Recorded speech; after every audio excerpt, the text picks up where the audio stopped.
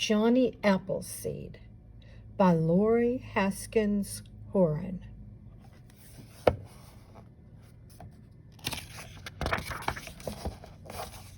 Look at that cute little baby.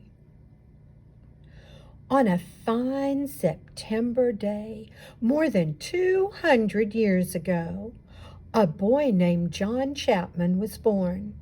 Someday he would be famous, but he would be known by a different name, Johnny Appleseed.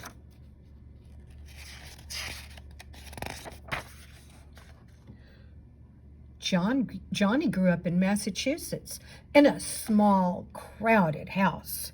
He liked to take long walks in the woods where it was calm and quiet.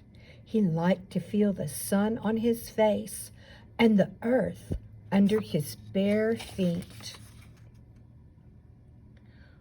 When Johnny turned 18, he took a very long walk, more than 400 miles. He brought along food, supplies, and a sack of apple seeds. Johnny had an idea. Settlers were starting to go west in covered wagons, looking for new places to live. Johnny figured they would want apples to eat and press into cider. But there were no apple trees out west. Even if the settlers planted seeds, it would take years for trees to sprout and grow fruit. Why not give the settlers a head start? Johnny reached Pennsylvania. Near a river, he found a patch of land with rich soil and plenty of sunlight, a perfect place for growing apple trees. He planted some seeds. Then he built a sturdy fence so that when the new seedlings came up, deer and rabbits wouldn't eat them. It was his first nursery. Johnny planted more seeds, thousands of them, across Pennsylvania, Ohio, and Indiana. He worked and he walked, going from nursery to tend his trees. Meanwhile, the settlers came. Sure enough, they wanted apples. They were happy to pay Johnny a few cents apiece for seedlings. Sometimes he even gave them away to families who were down on their luck. People spread the word about Johnny and his apple trees. That's how he got his nickname. Have you met Johnny Appleseed? He's mighty kind, people said. Mighty peculiar, too. It was true. For one thing, Johnny looked strange. He wore old, ragged pants. He cut holes in coffee sacks to make his shirts. He still didn't wear shoes. By now, folks claimed his feet were so tough a snake's fangs couldn't prick them. People even swore they saw Johnny wear a tin pot for a hat. And then cook his dinner in it. Johnny's diet was another thing people couldn't get over. He didn't like to hurt animals, so he wouldn't eat meat, not one bite. He filled up on corn mush, potatoes, and nuts instead. And when night came, Johnny liked to sleep outdoors. He'd settle into a hollow log or stretch out on a pile of leaves. He didn't seem to worry about the bears and panthers that roamed the woods. It was almost as if Johnny was a forest creature himself.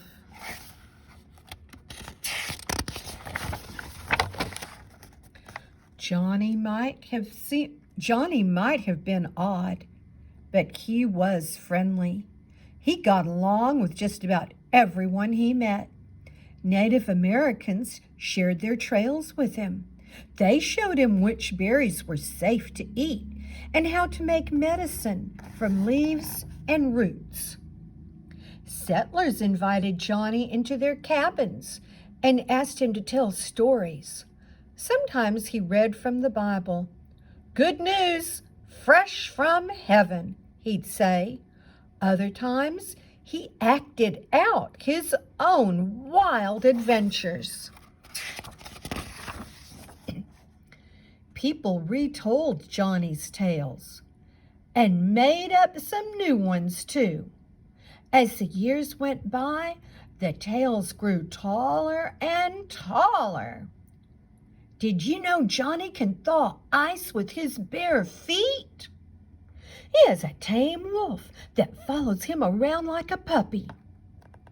Once, he tricked 10 woodsmen into a chopping contest. They cleared a whole acre of land for a nursery. The stories made their way east and west and back again. So did Johnny. He traveled hundreds of miles a year, making new nurseries and tending the old ones. Every so often, he rode a horse or paddled a canoe, but most of the time, he walked and walked and walked. He kept this up for nearly 50 years. One day, when he was 70 years old, Johnny walked through a snowstorm to fix a fence around some of his trees. Afterward, he fell ill and died. Johnny was sorely missed, but he was not forgotten, and neither was his great idea. As settlers moved farther and farther west, they carried along apple seeds, just the way Johnny had. They planted apple trees of their own. Today, apples grow in every state in America. Johnny and his apples. The apples that grew on Johnny's trees were mostly spitters. That meant they were too sour to eat. Settlers used them to make cider and vinegar.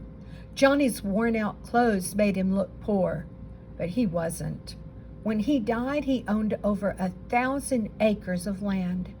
There's a monument for Johnny in Indiana near the spot where he died. The stone lists both of his names, John Chapman and Johnny Appleseed. And underneath, he lived for others. Johnny probably walked more than 100,000 miles in his lifetime.